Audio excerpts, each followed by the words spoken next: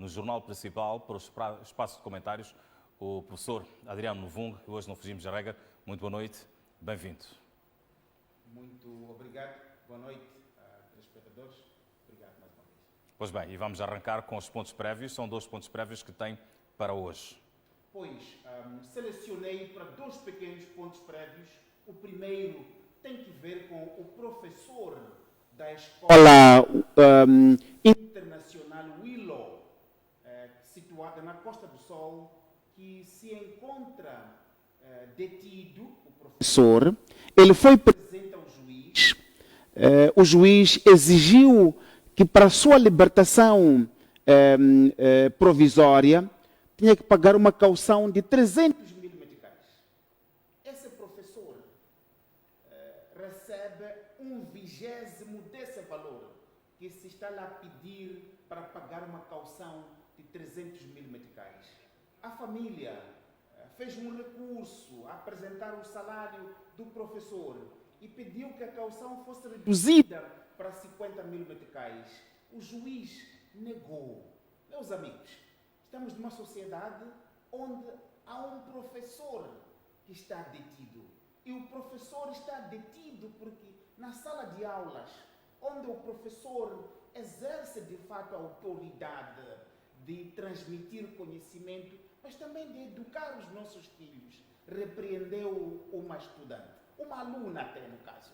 E o professor, dali, começou esta peripécia toda. Estamos numa sociedade onde há escassez de professores. Os únicos professores disponíveis e que ainda com o sentido moral de repreender as nossas crianças quando se comportam mal são colocadas na cadeia. E o tribunal esse mantém o professor nas condições em que está na cadeia civil e o professor, neste momento, meus caros amigos, não pode sair porque se está lá a pedir uma caução que é 10 vezes maior que o seu salário. Que sociedade é esta? Que sociedade é esta que encarcera os professores e se lhe exige uma caução como esta? Vamos nos organizar como sociedade, como classe dos docentes, como classe dos professores, para dizer não. E que pais são estes? Que pai é este? Que pai é este que manda sua filha para a escola, quando é repreendida, usa um poder desproporcional para que o professor fosse encarcerado? E que juiz é este? Que juiz é este? Que decisão é esta? Que juiz é este? De que parte desse juiz vem para tomar uma decisão como esta? Vamos nos organizar como sociedade para dizer não. O meu segundo ponto prévio tem que ver com a situação que se viveu na Argélia com os mambas. Sabe que eu não comento muito sobre futebol, mas quero comentar um pouco hoje. Olha, os moçambicanos que gostam do futebol, sentiram-se demasiadamente frustrados por perceber que questões de desorganização, de desgoverno da Federação Moçambicana de Futebol contribuíram negativamente para que os mambas progredissem. Pela primeira vez, com o Chiquinho Conde, os mambas estavam a progredir bastante bem, a devolver esperança e alegria aos moçambicanos. Mas bastou qualificarem-se para os quartos de final, haver dinheiro disponibilizado para todos os problemas começarem. Quase que uma maldição aquele dinheiro, porque a Federação Moçambicana de Futebol queria dar 40 mil meticais de prêmio. É verdade que o dinheiro que se dá a um país, a uma seleção por se qualificar, não é para entregar aos jogadores, mas de 500 mil meticais, quase meio milhão de dólares que o Moçambique recebeu, querer dar apenas 40 mil meticais aos jogadores, que já estavam há mais de um mês sem ver suas famílias. Isto nos parece que é uma desorganização de uma Federação Moçambicana de Futebol que tem permissão do mais alto nível. Permissão do mais alto nível. Toda a gente com quem falamos sobre este assunto E diz, epá, o Faisal diz que é amigo da Frelimo, a empresa dele fornece materiais de ação para os órgãos eleitorais. E em todo este continente africano, aqueles cujas empresas fornecem materiais para a votação comem na mesma mesa do banquete maior. E quando dirigem organismos como a Federação Moçambicana de Futebol, têm liberdade.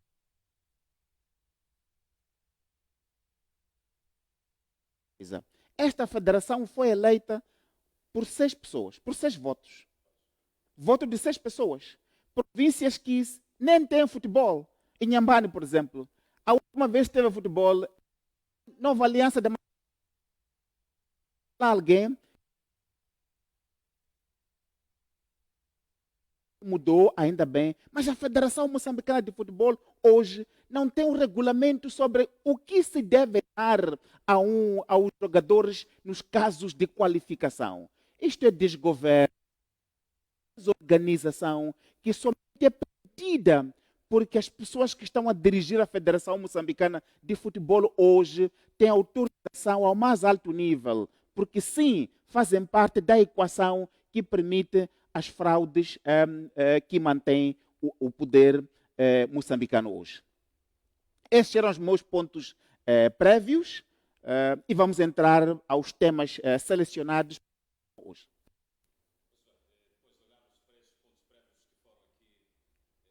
Os 2 pontos prévios de grande interesse, vamos olhar para o primeiro tema de comentário, que tem a ver com a corrupção no Tribunal Administrativo. Ei, meus amigos, há corrupção no Tribunal Administrativo. Há corrupção no Tribunal Administrativo. Há corrupção no Tribunal Administrativo. A evidência está aí. A evidência está aí, meus caros amigos. E a corrupção no Tribunal Administrativo afeta todos os dias aos moçambicanos e às moçambicanas. Recordam-se, a decisão para que a Revimo cobrasse nas portagens ilegais foi tomada pelo juiz, por este juiz implicado em casos de corrupção. Significa que a decisão que autoriza a Revimo, naquela decisão bastante problemática, na forma como ela foi tomada num expediente corrupto. Porque este juiz está comprovado que é um juiz com esquemas de corrupção desde que entrou até hoje.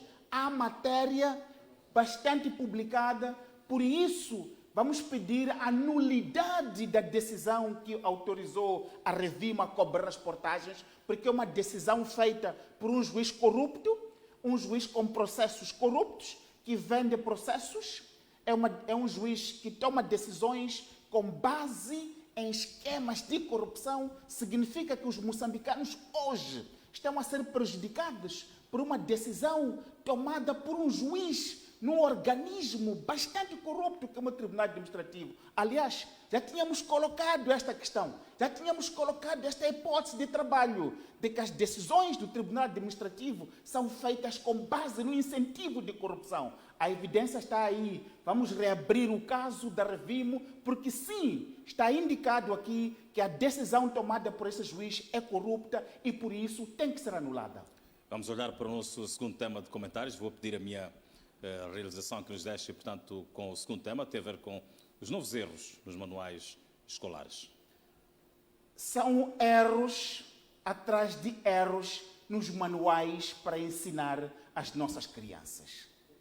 No ano passado, se detectou aqueles casos no livro da 6ª classe. Houve processos contra funcionários de nível médio ao nível do Ministério. E os casos voltaram agora. Já o ano letivo iniciava este ano com um déficit de cerca de 2.000 professores. Já iniciava com um déficit de cerca de 2.000 professores. Para descobrirmos que os livros cujos processos de impressão bastante desorganizados. São desorganizados porque, aqui nós estamos a saber, há lutas no controlo dos contratos para a impressão dos livros. Há luta entre os chefes grandes no controlo dos contratos para a impressão dos livros. E estes erros são a manifestação, são as consequências dessas lutas, dessas chefias grandes que querem controlar os contratos. Portanto, estamos diante de uma situação onde os professores primários e secundários, mesmo antes da situação da TSU, já não tinham salários. Aliás, tinham parado nas suas progressões, um pouco antes da Covid. Já tinham suspendido as progressões dos professores. Um pouco por todo o país, os professores compravam Dubaizinho, conseguiam melhorar um pouco as suas condições. Os professores estão, desde um pouco antes da Covid, numa trajetória de empobrecimento crescente. E os professores, nessa situação, não têm motivação para fazer o seu trabalho que tanto gostam, que é ensinar as crianças. Esta é uma questão.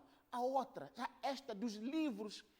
Moçambique deve ser o único país do mundo que se permite que os manuais para ensinar alunos contenham erros que, tal qual estão nos a dizer, informações de dentro, não se tratam de erros por falta de capacidade, mas são uma manifestação das lutas das elites que sempre controlaram os contratos para a impressão dos livros.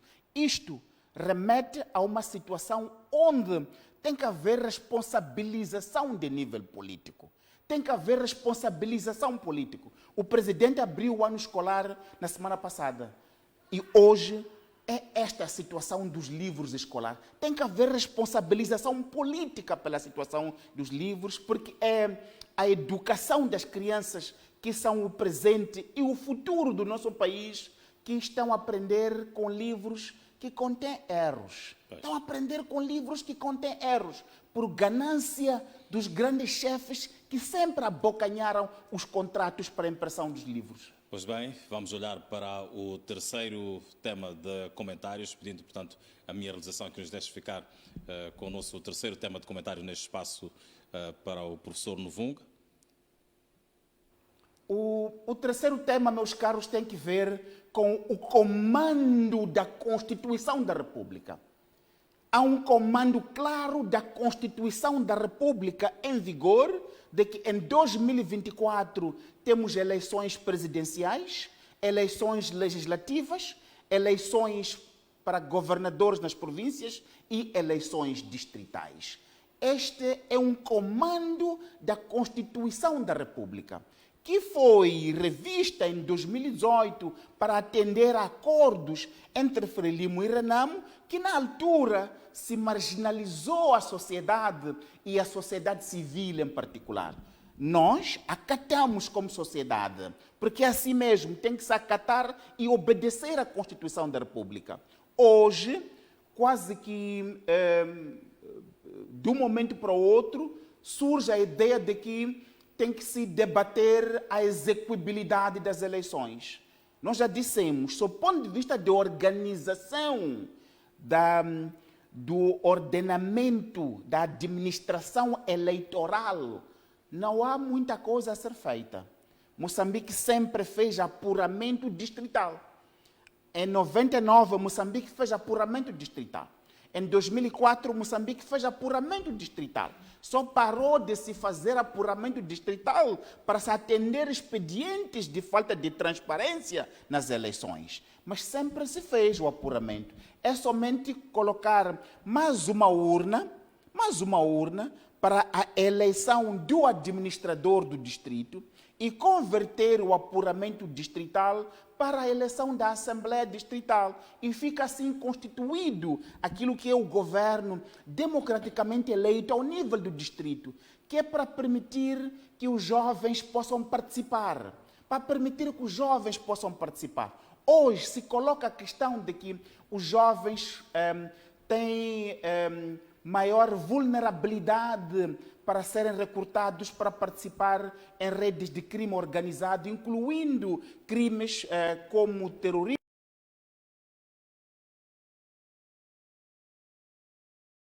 terrorismo e outros. Mas se esqueça que a infraestrutura da democracia marginaliza os jovens, não permite que os jovens participem e não vêm se beneficiando os jovens do dividendo democrático e do dividendo da paz. E, nesse sentido, as eleições distritais serão a primeira oportunidade, uma vez que se negou essa oportunidade através das eleições municipais, as eleições distritais serão a primeiríssima oportunidade, onde, ao nível mais local, os jovens, que são cada vez mais a maioria da nossa população, mas marginalizados, sem oportunidades, podem efetivamente participar e entregar o seu saber, a sua energia e dedicarem-se à causa das suas comunidades e melhorar o nível de pertença. A manobra do presidente de remeter para o debate esta questão das eleições distritais é igual à mesma manobra que em 1900, quando as dívidas ocultas. É o exemplo aquele. Tem que ser o Estado moçambicano com participação de terceiras partes e não neste modelo. É por isso que até hoje o Estado moçambicano ficou em silêncio em relação à queima de corpos. É por isso que o Estado moçambicano até hoje não reconhece adequadamente as causas domésticas de problemas profundos de governação, incluindo a maneira como os recursos naturais estão a ser distribuídos entre os chefes baseados aqui em Maputo, sem oportunidades para os jovens que estão lá. Por isso que até hoje os documentos oficiais do Estado não reconhecem adequadamente isso. E se permite que a empresa que veio aqui cria uma comissão para fazer isso. Está a substituir aos órgãos do Estado. Isto é uma questão. A outra questão, importantíssima, até hoje não está claro quanto é que vai ser a fatura da segurança. Quanto é que vai ser a fatura da segurança? Porque as coisas a progredirem desta maneira, o Estado moçambicano pode ter que aquilo que é o seu ganho para gerar desenvolvimento conduza apenas para pagar a fatura da segurança que lhe será presente pelas empresas. O terceiro e último aspecto aqui é que Cabo Delgado não tem que ter duas Cabo Delgados. O Cabo Delgado das empresas, que tem lá os ruandeses, que tem Samim, mas em particular tem os ruandeses que os protegem, cujos termos de referência até hoje não são conhecidos. Quanto é que se vai pagar, isto não é conhecido. Portanto, não se quer uma Cabo Delgado onde tem a Palma, tem Mocimboa, protegida por essas forças, e o resto da província entregue ao Deus dará dos nossos sobrinhos e sobrinhas, das forças de defesa e segurança, que não têm alimentação adequada, que não sabem o que vão comer quando amanhece, porque a logística não funciona, mas a sua contraparte ruandesa tem matabicho, tem almoço, tem jantar, tem internet, mas os nossos soldados não têm isso. E esses vão ser deixados para protegerem a população no resto da província. Isso vai conduzir a província para mais instabilidade do que para a solução do problema. Por isso, nós continuamos a advogar. Ainda bem que o Presidente da República disse que o líder é um moçambicano. Ainda bem que é um moçambicano. Isso facilita o diálogo que se precisa.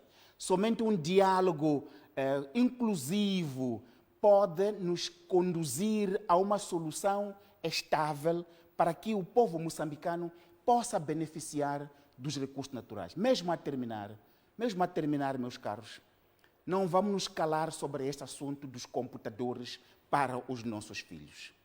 As aulas vão começar daqui a uma semana na universidade. São 102 milhões de dólares disponibilizados pelo Banco Mundial para que um estudante, uma estudante, tivesse um computador para estudar melhor, para, de forma com mais sabedoria,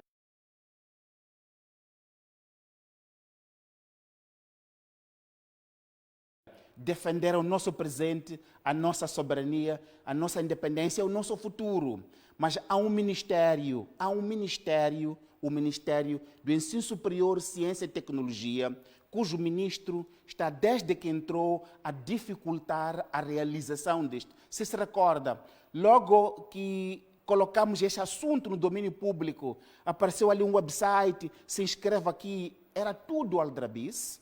Não compreendemos como um governo que tem o primeiro-ministro, é uma pessoa respeitável, tem o presidente da República, continuam todas as semanas sentados com o ministro, no Conselho de Ministros, nas terças-feiras, com o ministro que nega a realização do direito ao conhecimento ao nosso povo. Isso é negar ao nosso povo a possibilidade da soberania e da nossa independência. Muitíssimo obrigado, professor. Eu conto consigo próxima semana para voltarmos a olhar mais assuntos, portanto, à segunda-feira. Muito obrigado. Boa noite, telespectadores, e boa semana. E com isso saímos para um curto intervalo. Até já.